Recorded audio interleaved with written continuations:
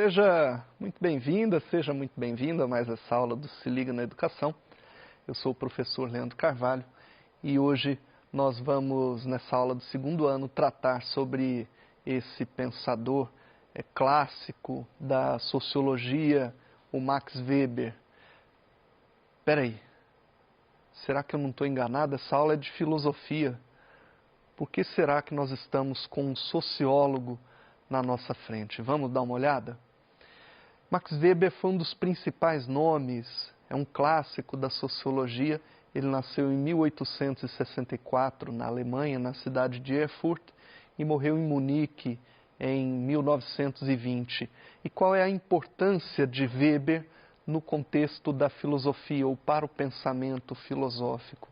Vamos dar uma olhadinha primeiro no contexto histórico no qual vive Max Weber, para compreendermos também o lugar do seu pensamento na história, né?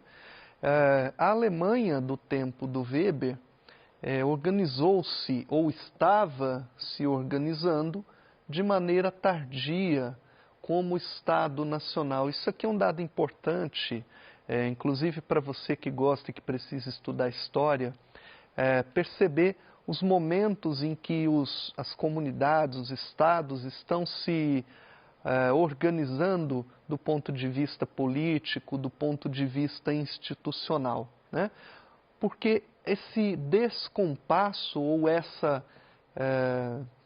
esse entardecer da organização social na Alemanha estimulou com que os pensadores daquele país, daquela época, se interessassem pela história como ciência da integração da sociedade, como ciência capaz de demonstrar elementos relativos à memória daquele povo e capazes de estimular o nacionalismo, né, o comportamento nacionalista, a capacidade de interessar-se pelos valores, a cultura e os fazeres daquela sociedade, daquela nação, daquele povo, daquela cultura. Isso influenciou bastante o pensamento alemão como um todo e, naturalmente, influenciou também o pensamento de Max Weber. Vamos adiante. Como consequência disso, o pensamento alemão se volta para a questão da diversidade da vida social, das diversidades presentes na vida social, enquanto, por exemplo, autores franceses e ingleses valorizavam um valor diferente desse, o valor da universalidade. Qual a importância de sabermos distinguir o modelo de pensamento mais associado à diversidade e mais associado à universalidade?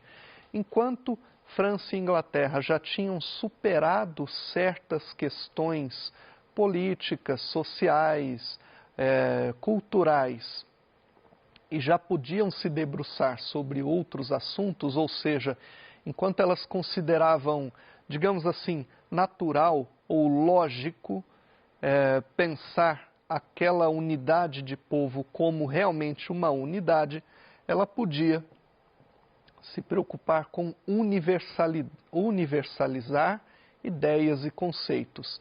Ainda não era o tempo da cultura alemã e, por isso, eles precisavam valorizar outra coisa, valorizar aquilo que os fazia diferentes, que os tornava diferentes, tanto entre si mesmos, como cultura, como também em relação aos demais. Isso para chegar ao estágio, ao estatuto de considerar-se, de ver-se como Estado nacional, como povo e como cultura diversa do restante da Europa. Veja que os processos sociais que vão acontecendo ao longo do tempo vão dirigindo, de certa forma, o pensamento. Por que eu estou destacando bastante essa ideia aqui?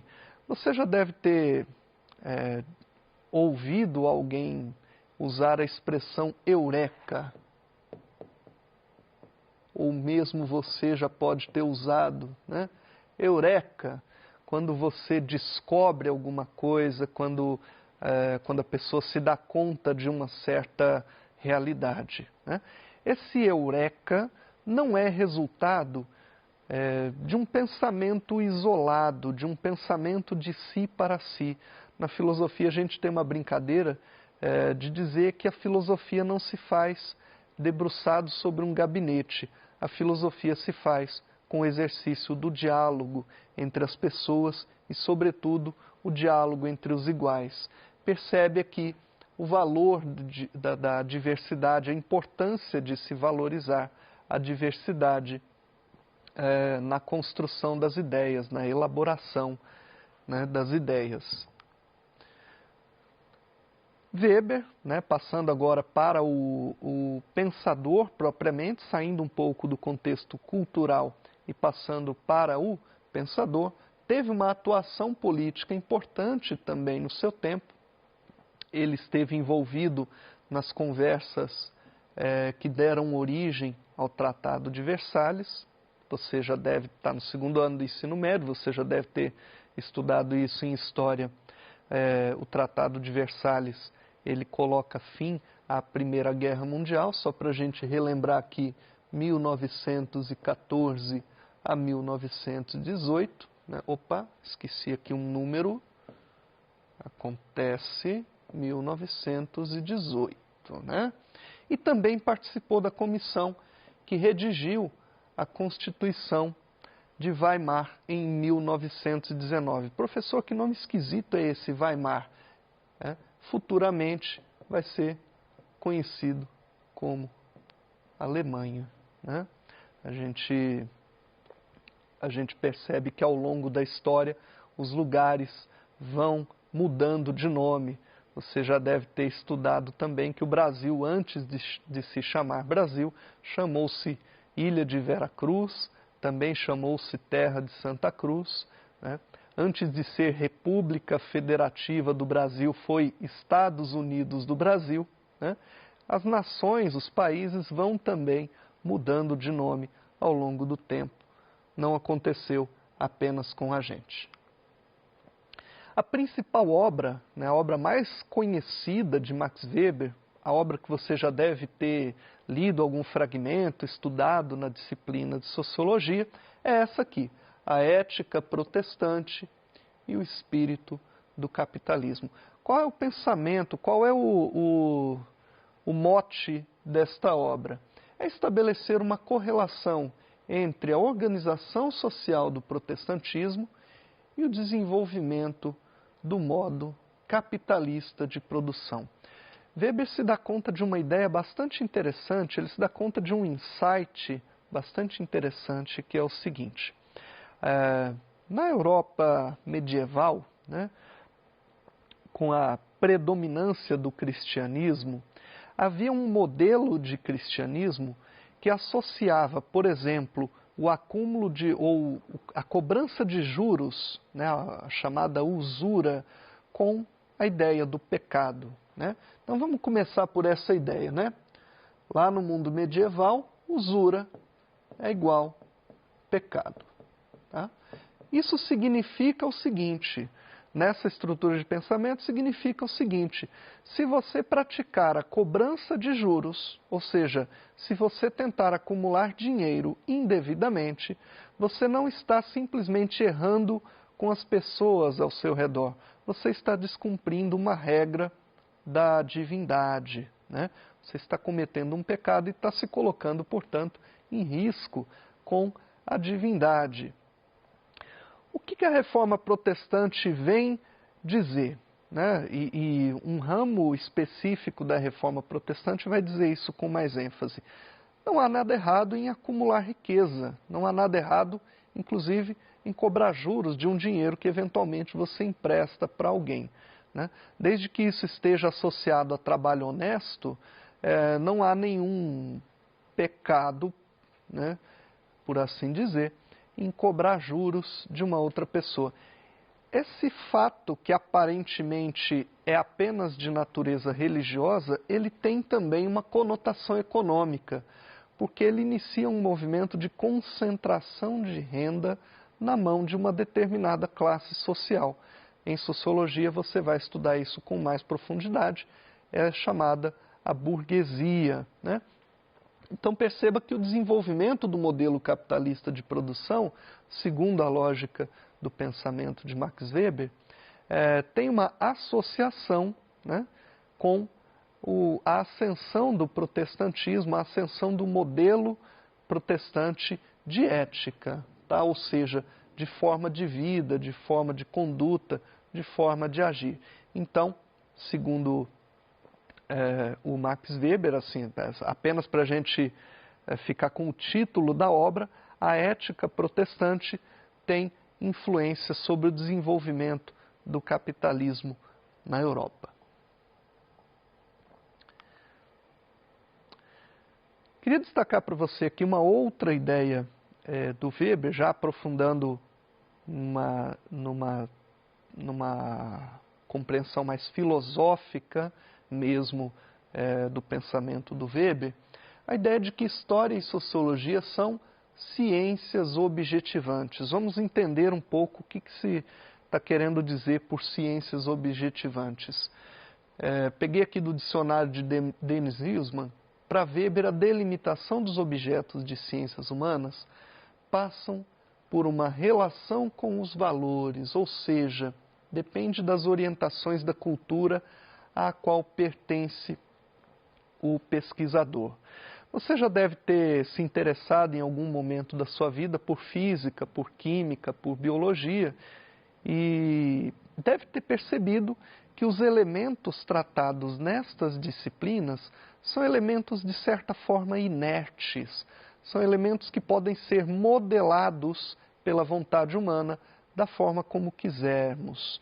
Por exemplo, você pode pegar aí um peso, né, no contexto da física, tentar desenhar aqui para você um peso, né? E você pode soltar este peso de modo que ele cai no solo com uma força igual a x. Você pode calcular essa força, você pode teorizar se caindo de uma altura maior ou de uma altura menor, essa força é maior ou menor. E isso não tem nenhuma implicação ética. Você não vai ser mal visto ou mais bem visto porque você deixou cair um peso de 1 metro ou 2 metros de altura. No entanto, quando se trata de sociologia, quando se trata de história, você deve levar em conta os valores presentes na sua cultura. Por exemplo, não se pode sair por aí fazendo um experimento social onde você isola um grupo de pessoas dentro de uma sala e coloca fogo nessa sala, né? Isso é simplesmente impensável segundo os valores da nossa cultura. Perceba, portanto, que se você quiser entender qual é o comportamento das pessoas durante um incêndio, qual é o padrão de comportamento das pessoas durante um incêndio, é necessário esperar que essa infelicidade aconteça em algum lugar e que ela consiga ser registrada, né? Percebe que não se pode induzir a sociedade a se comportar de tal ou tal maneira para que você consiga fazer um experimento social. Nesse sentido, voltando aqui, tratam-se de ciências objetivantes, tanto a história como a sociologia, né? Coloquei aqui para você uma imagem de manifestantes protestando pelo direito à imigração e lutando contra uma forma de preconceito chamada xenofobia. Você já deve ter ouvido falar, que é o preconceito contra estrangeiros, né? O ódio aos estrangeiros, o ódio a pessoas de fora da sua cultura, da sua nação, né? Não se pode induzir um movimento desse, é necessário que ele apareça espontaneamente na sociedade para que então possamos pensar sobre ele, possamos pensar sobre as suas consequências e a sua trajetória histórica, né? Seguindo aqui, a explicação histórica ou sociológica exigem uma compreensão da ação que apresentam dificuldades particulares ignoradas pela ciência da natureza, né? quando, novamente, a gente trata de ciências da natureza, podemos simplesmente desconsiderar, sei lá, o atrito com o solo, a força do vento na direção contrária, etc., né? Ao tratar de ciências humanas, não podemos desconsiderar estes fatores, sob risco de fazer uma análise mal feita ou até de ser impossível fazer essa análise, né? Coloquei agora aqui para você um exemplo, né, de um carrinho na física. Você já deve ter certamente visto essa setinha aqui algumas vezes na sua trajetória acadêmica, né? E você percebe que nesse exemplo da física desconsidera-se o atrito do carro com o solo. Agora, é muito diferente fazer uma análise de um veículo do ponto de vista do movimento físico e você fazer uma análise, por exemplo, de um congestionamento causado pelo alagamento durante uma chuva, né? Você percebe aqui que vidas humanas estão em jogo, digamos assim. As consequências de um alagamento causam impacto direto sobre a vida, sobre a existência real, sobre a existência concreta das pessoas. E é nesse sentido que não se pode encarar as ciências como a história, como a sociologia, da mesma forma como se encaram as ciências da natureza, né? Um outro aspecto aqui do pensamento do Weber tem a ver com o individualismo metodológico. Vamos dar uma olhadinha nisso aqui. Visa prevenir a má interpretação dos conceitos coletivos. O sociólogo e o historiador, veja, devem evitar atribuir às entidades designadas por esses conceitos os predicados de um sujeito agente.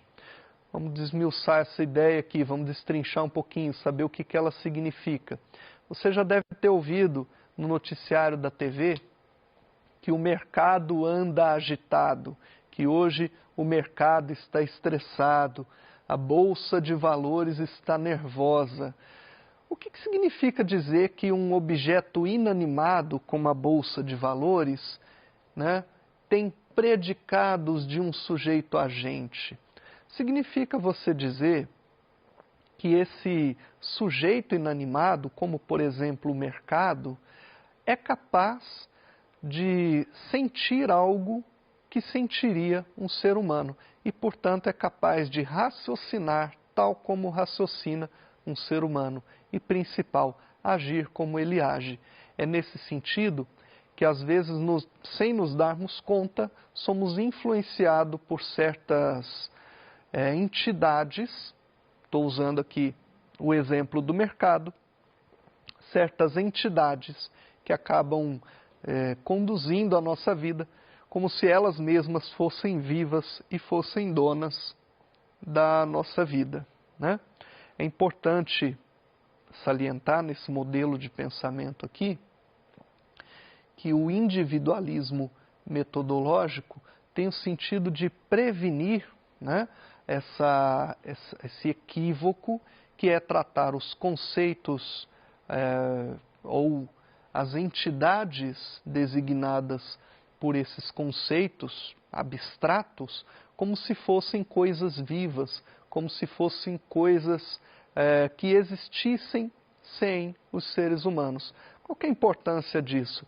A importância disso é não esquecermos que, por detrás do mercado, por detrás das instituições, por detrás da igreja, do Estado, da escola, de todos os outros ambientes que frequentamos, existem pessoas, existe gente. E isso é um dado que não pode ser desconsiderado, do contrário, estamos fadados a nos equivocar no estudo da sociologia, no estudo da história, das ciências humanas em geral. Eu espero que essa aula tenha sido proveitosa para você. Muito obrigado e até a próxima aula.